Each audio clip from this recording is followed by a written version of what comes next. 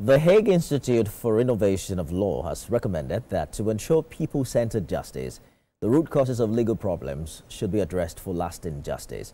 This recommendation is contained in the 2025 Justice Needs and Satisfaction Survey Report launched in Abuja. Celestina Area has more.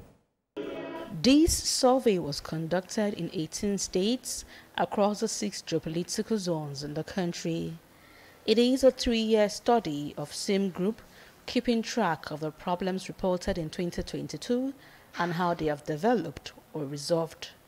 In the report, 9 out of 10 people face justice problems and 1 out of 10 people face long-lasting problems. These problems range from gender-based violence, family, and land. The majority of the problems to reach resolution stay resolved, while 34% of the problems that resurface are because their root causes was not addressed or temporary solution was provided. These problems are mostly from the rural areas, and people turn to the informal resolution mechanism like the traditional rulers, religious leaders, and community leaders. Independence of the judiciary, it is happening more often than not that government now is disputing rulings by the judiciary in the Netherlands, by the high courts. When a ruling is not to the liking of the government will say, yeah, you know, but that just was politicized. Processes to address the root causes of the legal problems, and that will lead to more lasting justice. Like we saw, the majority of the problems people felt like they resurfaced because they didn't address that root cause.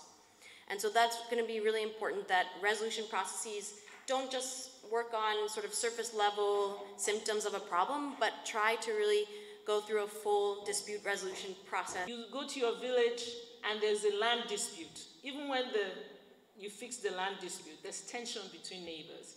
Why? Because the informal resolution, like the data has shown us, hasn't been fortified. The traditional institutions are telling us that without the validation of the formal sector, when the next generation comes up, the fight starts again.